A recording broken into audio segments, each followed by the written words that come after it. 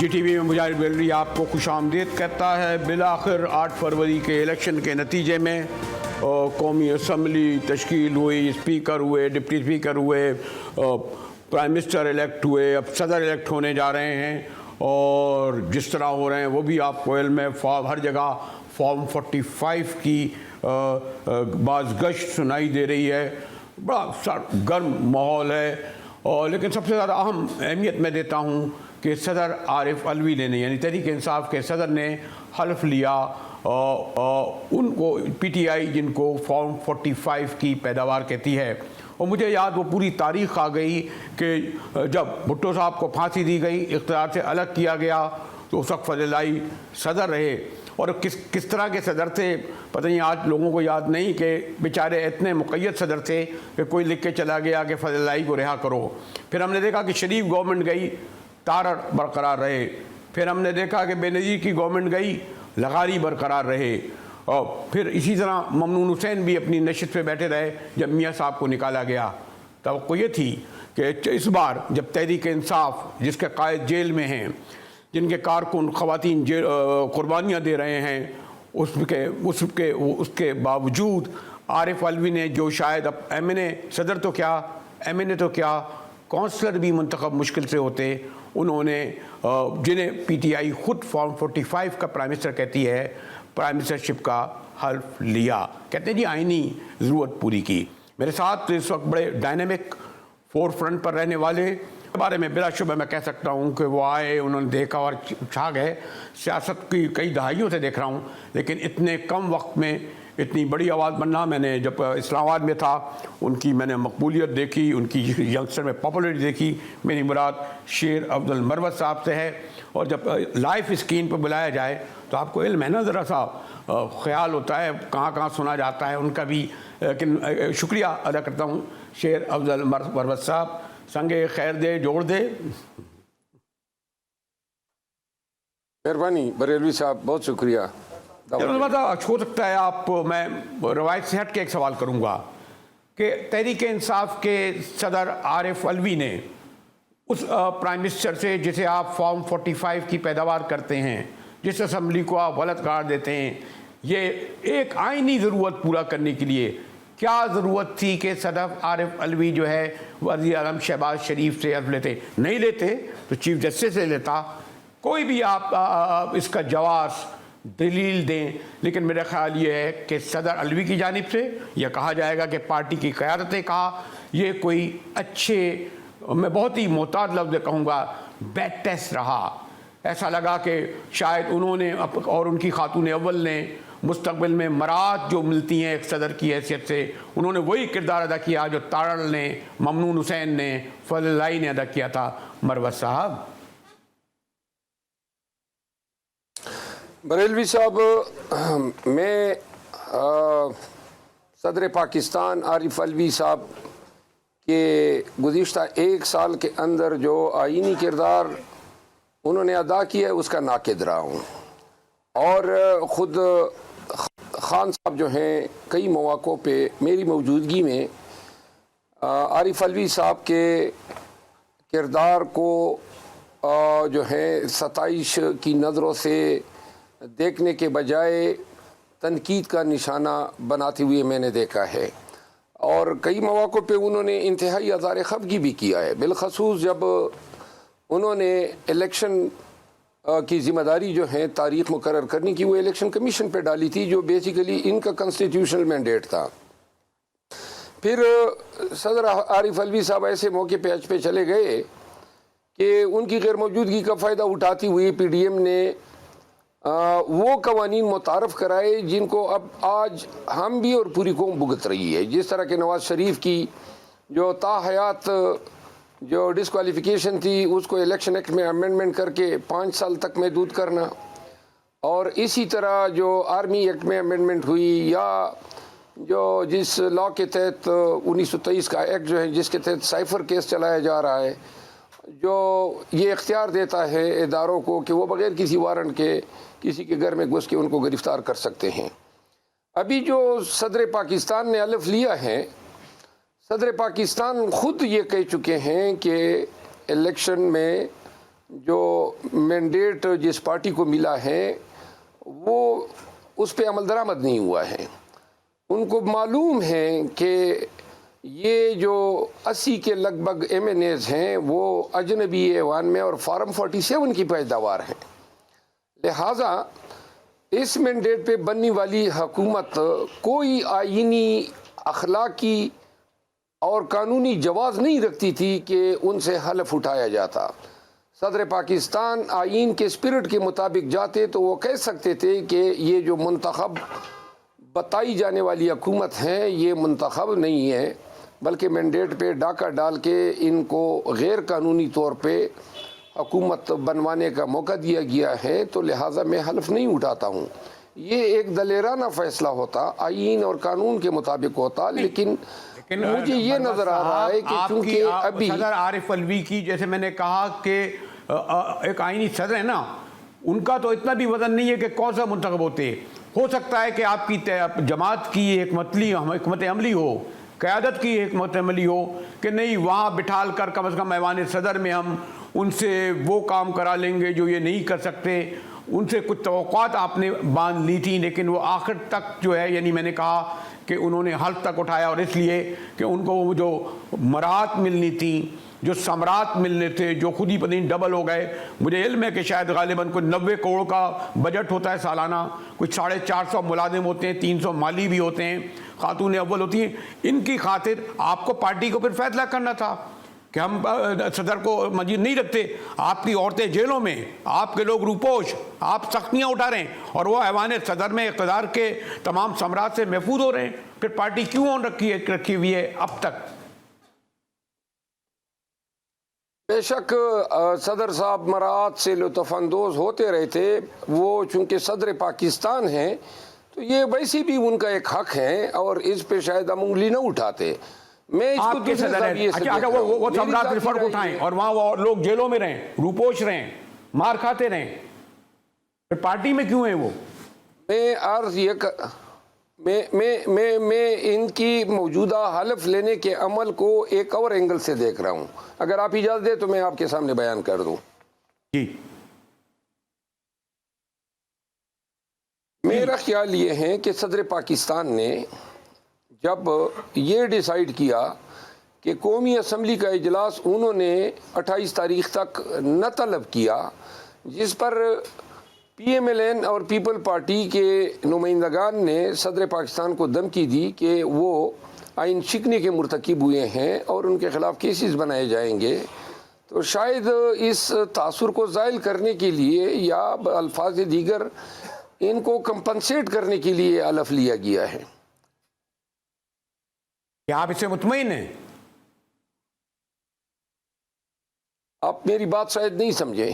میں نے یہ نہیں کہا کہ میں نے تو اپنی رائے آپ کو بتا دی کہ صدر پاکستان کو ایسے غیر قانونی طور پر بنائے گئے حکومت کو حلف دینے کی چندہ ضرورت نہیں تھی، اور وہ تحریراً بھی یہ لکھ سکتے تھے کہ چونکہ یہ حکومت ان 80 سے زیادہ نمائندوں کے ووٹ کی بنیاد پہ بنائی گئی ہیں جو فارم 47 کی پیداوار ہے، تو لہذا میں آئینی طور پر اس حکومت کو حلف دینے سے انکار کرتا ہوں.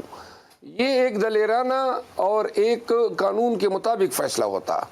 لیکن میں نے بیان کیا کہ چونکہ چند دن قبل ہی انہوں نے 28 فروری کو اجلاس بلانے سے انکار کیا تھا، جس پہ پی ایم ایل این اور پیپل پارٹی نے ان کو دھمکی دی تھی کہ ہم آئین شکنی کا کیسز آپ پہ کریں گے، تو شاید اس کو کمپنسیٹ کرنے کے لیے اور اس سے خائف ہو کے انہوں نے یہ حلف ان کو دیا ہے. یعنی وہ تمام مراحل تو طے ہو گئے.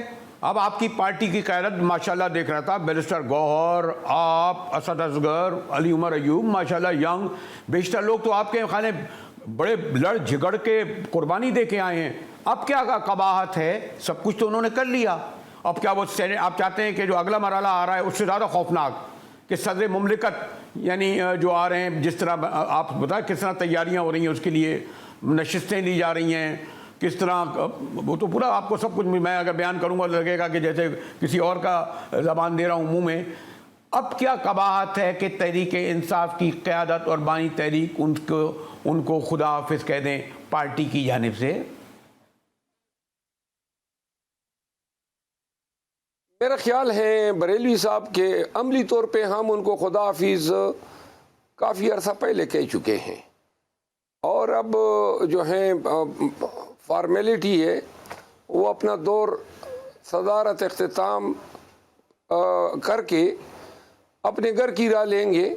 میرا خیال نہیں ہے کہ وہ خان کے دل میں کبھی بھی دوبارہ اپنی وہ جگہ بنا سکیں گے جو کبھی ان کی ہوا کرتی تھی۔ لیکن آپ نہیں سمجھتے کہ اس سے پاک پارٹی کے ہزاروں ان کارکنوں کو جو ٹی وی پہ دیکھ رہے ہوں گے، جیلوں کے اندر روپوشی کے عالم میں قربانیاں دینے والوں کو افسوس نہیں ہو رہا ہوگا، اور جن کے خلاف مروت جو ہے وہ پولیس کے گھیرے میں اور ہنگامہ برپا کیا ہوتا ہے، اس سے ان کی پارٹی کا صدر جو ہے اللہ اور خدا کو حاضر و ناظر جان کر وزیر اعظم کا عہدہ تخفیف کر رہا ہے؟ بریلوی صاحب ان کڑے اوقات نے ہمیں بڑا صابر و شاکر بنا دیا ہے۔ اب ہم لوگوں سے بہت کم توقعات رکھتے ہیں، تو لہٰذا بلکہ توقعات رکھنا ہی ہم نے چھوڑ دیے ہیں۔ ہماری کوئی توقع ہی نہیں ہے صدر صاحب سے کسی قسم کی نیکی کی یا کسی قسم کی جرت دکھانے کی، اور وہ اب چند دنوں کے مہمان ہیں، تو لہٰذا وہ جس طرح بھی اپنا یہ چند ایام ختم کرنا چاہتے ہیں، ہم نہیں چاہتے ہیں کہ ہم ان کے احسان مند ہوں۔ معذرت کے ساتھ مجھے لگتا ہے مروت صاحب، جو میں آپ کی گھن گرج سنتا ہوں، آپ خاصے اور آپ پر کیونکہ پارٹی کے اندر بھی بڑا پریشر ہوتا ہے، تنقید ہوتی ہے، اس لیے ذرا سا آپ احتیاط سے کام لے رہے ہیں، الفاظ کے چناؤ میں بڑا دیکھ رہے ہیں۔ وہ میں مروت نہیں دیکھ رہا ہوں جو میں اسمبلی میں دیکھ رہا تھا، جو پریس کانفرنس میں گرجتا چمکتا ہے، اس معاملے میں آ کے کیوں اتنے دھیمے ہو گئے آپ؟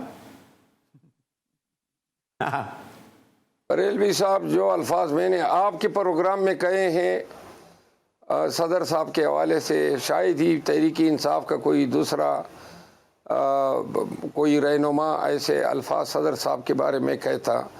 باقی جو ہیں اب اس سے آگے تو میرے خیال میں مغلظات ہی رہ جاتی ہیں، اس سے میں پرہیز ہی کروں گا۔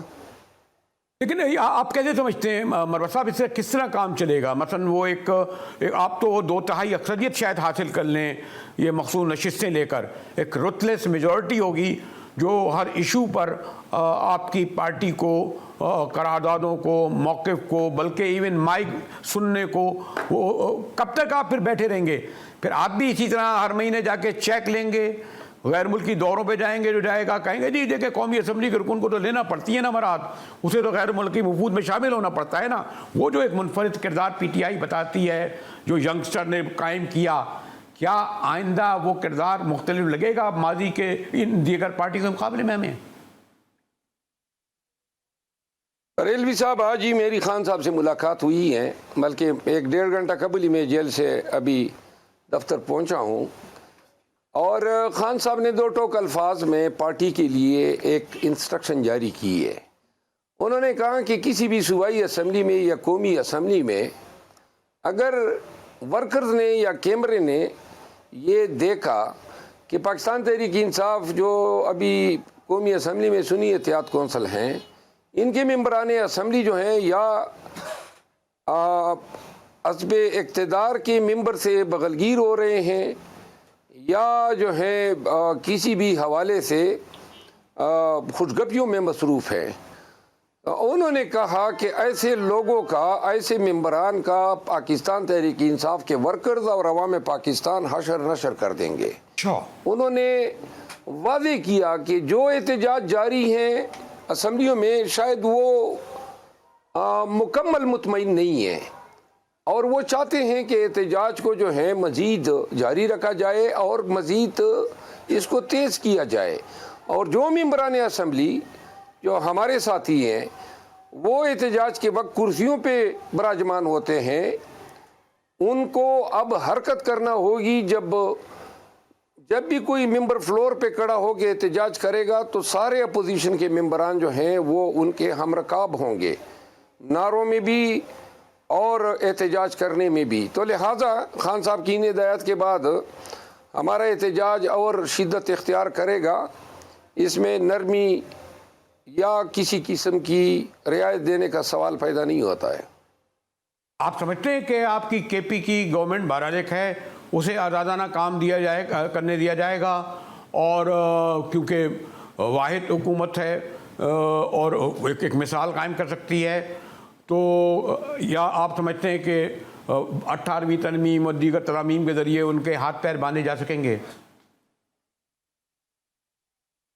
نہیں، صوبائی حکومتیں جو ہیں اب آئین پاکستان کے تحت تقریباً تمام معاملات میں خود مختار ہیں، ماں سوائے ان معاملات میں جیسا کہ اگر وفاقی حکومت نے کوئی صوبائی حکومتوں کے قرضے دینے ہوں، جس طرح کے پی حکومت کے یہ ہائیڈل پاور میں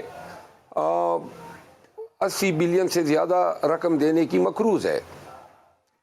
آپ کی یہ بات بالکل درست ہے کہ خیبر پختونخوا میں یہ تیسری دفعہ ہے کہ کے پی کے لوگوں نے پاکستان تحریک انصاف پہ اعتماد کیا ہے اور 2/3 سے زیادہ مینڈیٹ سے نوازا ہے۔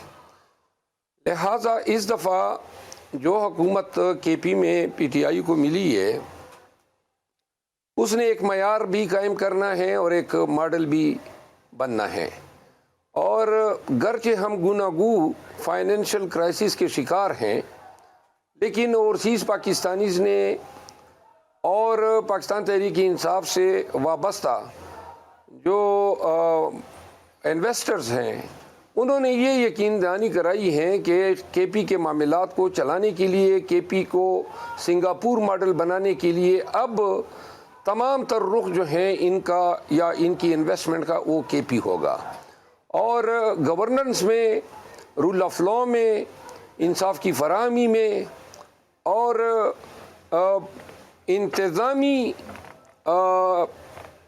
جو کلیئرٹی ہے یا انتظامی ٹرانسپیرنسی ہے، یہ ہمارا فوکس رہیں گے۔ ہم نے اور یہ 6 مہینے میں ہم نے ابتدائی جو خاکہ پیش کرنا ہے کے پی کی حکومت میں، وہ اسی پہ مبنی ہوگا کہ 6 ماہ بعد جو ہیں پاکستان کے عوام فرق محسوس کریں گے کہ کے پی میں حکومت کس طرح ہو رہی ہے اور اس کے مقابلے میں دیگر 3 صوبوں میں کس طرح ہو رہی ہے۔ میرا تو خواہش یہ تھی کہ میری تو خواہش یہ تھی کہ میں بہت زیادہ تفصیل سے، بلکہ اب آئندہ آیا شاید 2-4 دن میں تو آپ کے ساتھ آمنے سامنے گفتگو کروں، لیکن ایک آخری سوال دوں۔ میں اگر سڑک پر باہر نکلتا ہوں تو وہ جو ہاتھ پھینک کر جو بن کباب بنانے والا ہے، جو رکشہ والا ہے، جو چھولے بیچنے والا ہے، جو اچھا خاصا پڑھا لکھا انجینئر ڈاکٹر بھی ہے، ہر ایک مجھ سے سوال کر رہا ہوتا ہے کہ آپ اس حکومت کو، اس اسمبلی کو کتنے مہینے دے رہے ہیں؟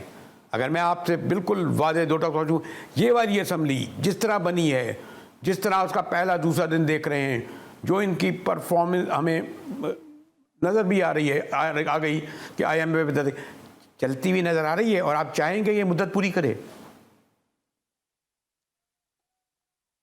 بریلوی صاحب ایگزیکٹلی اسی ایشو پہ آج خان صاحب نے بات کی جیل میں، اور یہ خان صاحب کے الفاظ تھے، انہوں نے کہا کہ یہ حکومت جون تک چل جائے اچھا تو شاید یہ پھر ان کی کامیابی ہوگی۔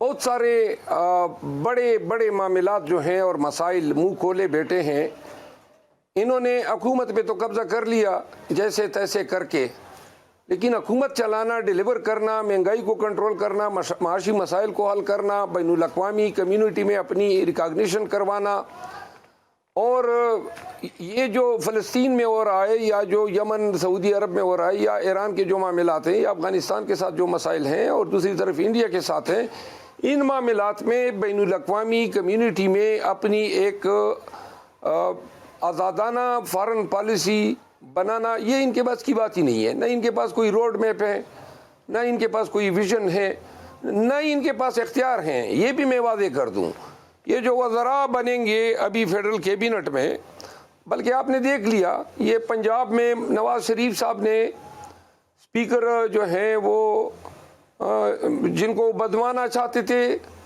خواہش رکھنے کے باوجود نہ بنوا سکے، اور وہ احمد خان صاحب آ گئے اسپیکر، لہذا منسٹریوں کی بھی یہی حالت ہوگی۔ وزراء جو ہیں وہ شاید وزیر اعظم خود منتخب نہ کر سکے، تو لہذا اسی حکومت کرنے سے بہتر ہوتا کہ یہ ان کو حکومت کا اختیار دیتے بنانے کا جن کی حقیقت میں یہ حکومت بننے کا حق تھا۔ شکریہ شیر افضل مروت صاحب۔ جیسے میں نے کہا کہ آپ سے گفتگو کے لیے وقت کم ہے، اور میں نے کہا جو دو ٹوک واضح طور پر آپ گفتگو کرتے ہیں اس کا میں معترف ہوں۔ واقعی آپ نے صدر کے بارے میں جو کہا شاید تحریک انصاف کا کوئی قائد دوسرا نہ کہے۔ ہمارے ساتھ رہیے گا، ملتے ہیں ایک بریک کے بعد۔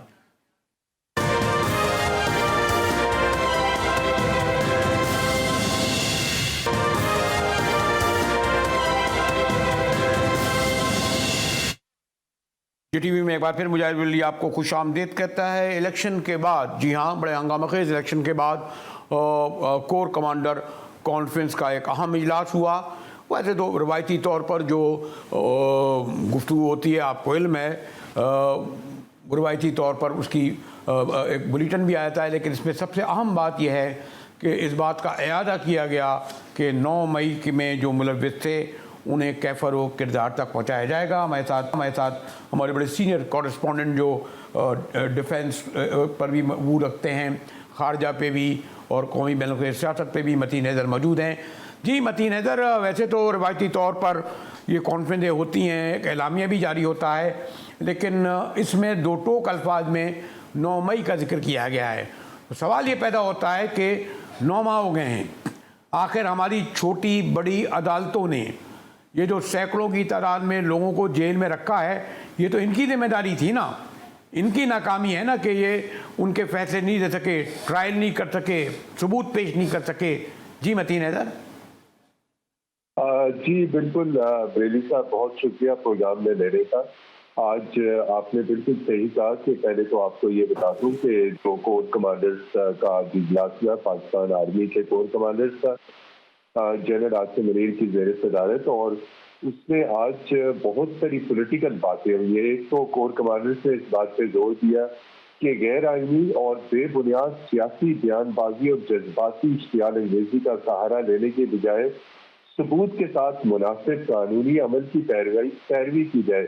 یعنی وہ تمام تر الزامات جو لگائے جا رہے ہیں فوج کے ادارے کے اوپر، یہ اس کے کانٹیکسٹ میں کہا گیا کہ آپ جو متعلقہ قانونی فورم سے ان کا، جہاں تک آپ نے 9 مئی کا آپ نے ذکر کیا، تو اس حوالے سے میں کہوں گا کہ کیسز ابھی تک جو ہے وہ مختلف عدالتوں میں ہیں اور ابھی تک التوا کا شکار ہے۔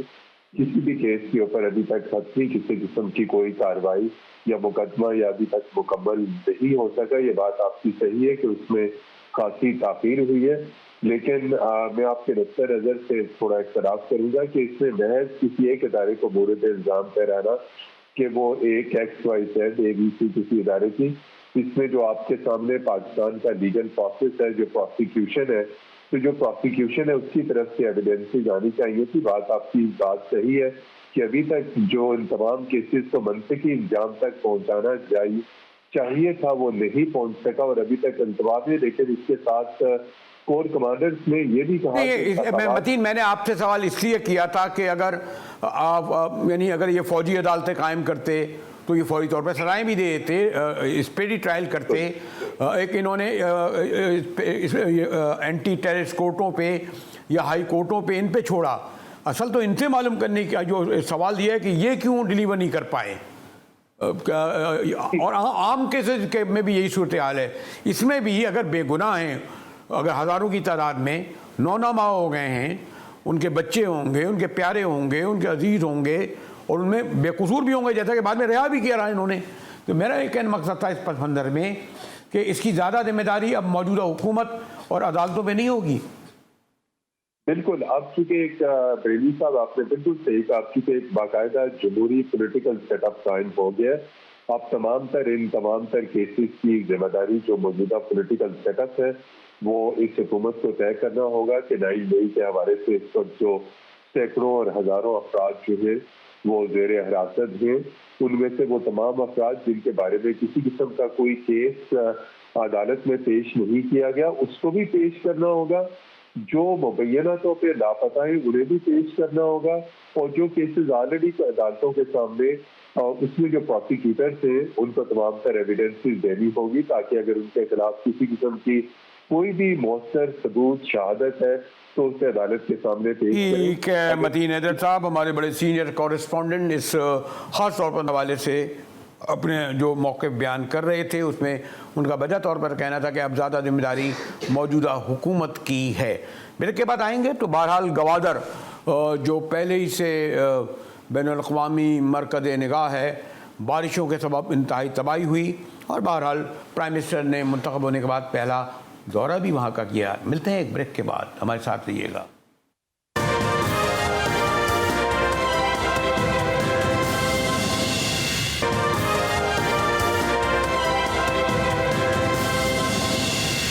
جی ٹی وی مجاہد علی آپ کو خوش آمدید کہتا ہے. اور گوادر سپیک کے حوالے سے تو شہرت رکھتا ہی ہے.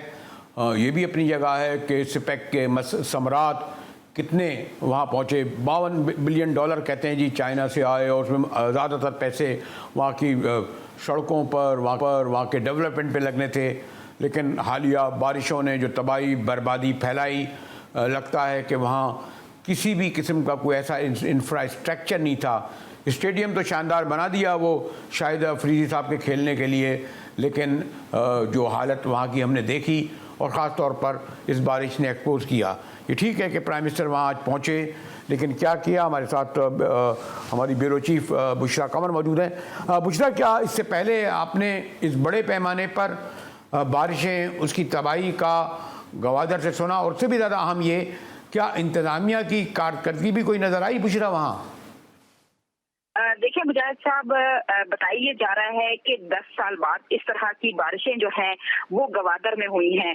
گوادر جو ہے اس وقت جو زیادہ تباہی ہے وہ اولڈ سٹی کی جانب مچی ہے، جہاں پر جو ہے کوئی نکاسیات کے مناسب انتظامات نہیں تھے، جس کی وجہ سے جب گوادر میں بارشیں مسلسل ہوتی رہیں 2-3 دن تو پانی اس قدر اکٹھا کہ نکلنے کا کوئی راستہ موجود نہیں تھا. نے تباہی مچا دی. کئی علاقوں میں 3-3 کہیں 4 اور کہیں 5 فٹ تک جو ہے وہ پانی جمع ہو گیا. لوگ اپنے آنکھوں کے سامنے اپنے آشیانوں کو گرتے ہوئے دیکھتے رہے، جس کے بعد وہاں جو انتظامیہ تھی ان کے پاس انتظامات بھی نہیں تھے کہ پانی کو نکالا جائے یا کوئی ایسے راستے بنائے جائیں کہ نقصانات سے بچا جا سکے. جس کے بعد کوئٹہ سے PDMA کی ٹیمیں روانہ ہوئیں، اور اس کے بعد مختلف علاقوں سے مشینری وہاں پر بھجوائی گئی. کراچی سے مشینری وہاں پر آئی، لیکن اتنے بڑے علاقے سے پانی نکالنا جو ہے وہ کافی مشکل ہو رہا تھا، جس کی وجہ سے نقصانات زیادہ ہوئے. لوگوں کے مکانات گر گئے، کئی مکانات میں دراڑیں پڑ گئیں، اور جو صورتحال تھی وہ انتہائی خراب ہو گئی.